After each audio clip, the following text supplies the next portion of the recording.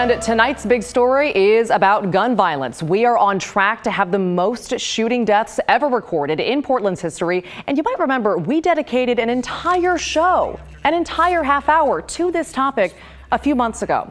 We talked to victims, to law enforcement. We heard different possible solutions. And by the way, you can watch that entire special on our KGW YouTube channel now.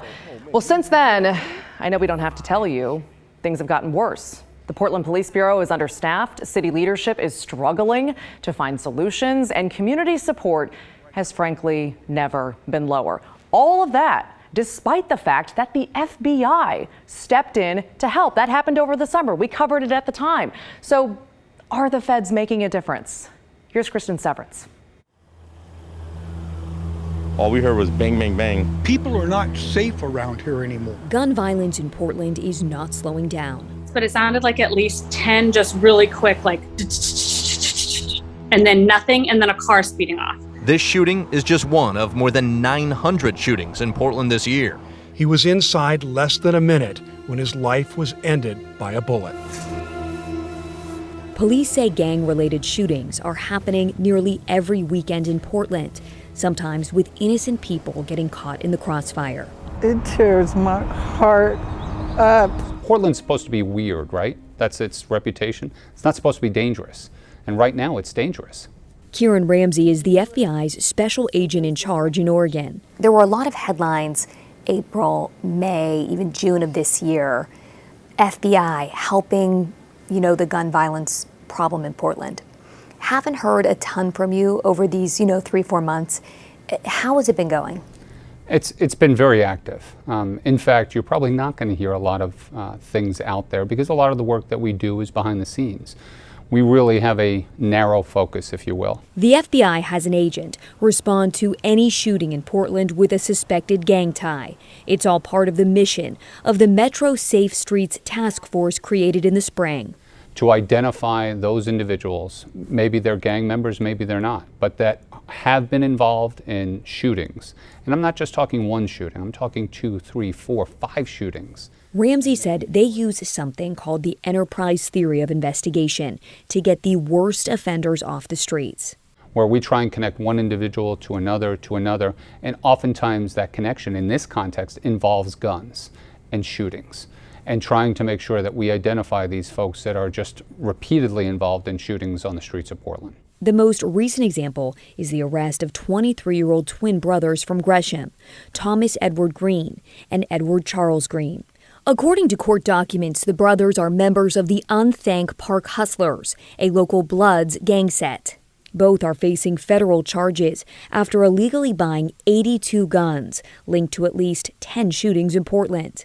Most recent case, not just a couple of weapons, we're talking over 70, over 80 firearms.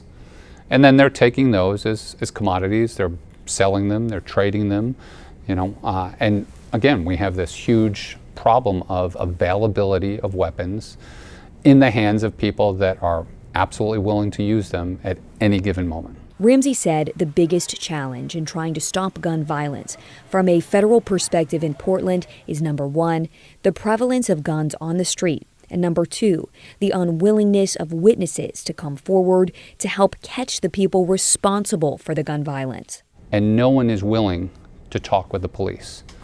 And the fact is, we need to reach some tipping point where that stops. Ramsey has personally met with more than half a dozen community groups trying to build relationships and trust. So that we're making that effort to engage with the community, gain that trust, so we can stop this. Ramsey met with Word is Bond, a group who tries to improve relationships between young black men and police. Lakiana Drury runs the organization. The meeting went well. I think one of the things I like about Kieran's approach is that he's trying to meet with community leaders. I mean, do you think there is trust there when it comes to the community groups and the FBI? No, not with Black community groups, right? One of the things you have to understand is it's not particularly any individual, but the system as a whole, right? Law enforcement historically has been abrasive to communities of color. That trust I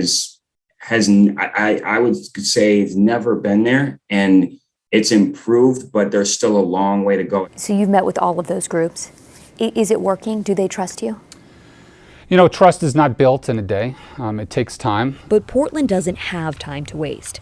When we did this interview, there were 68 homicides in Portland, just 2 shy of surpassing the most deaths ever recorded in the city's history, when 70 people were killed in 1987. The FBI has upped the reward money for unsolved shooting deaths. She was a great niece, and then I still miss her. Like in the case of Evelyn Navarro Barajas. She was killed in June on Northeast Killingsworth. Her family said she had no gang ties. She was in a parking lot at the wrong time. The FBI offered $15,000 for information leading to an arrest, but the case is still unsolved. They plan to offer rewards for at least 4 more unsolved cases in the next few weeks, hoping money may motivate people to finally start talking. Are you worried it's just going to get worse? I certainly hope it doesn't. Again, this is it's already as bad as it can be right now.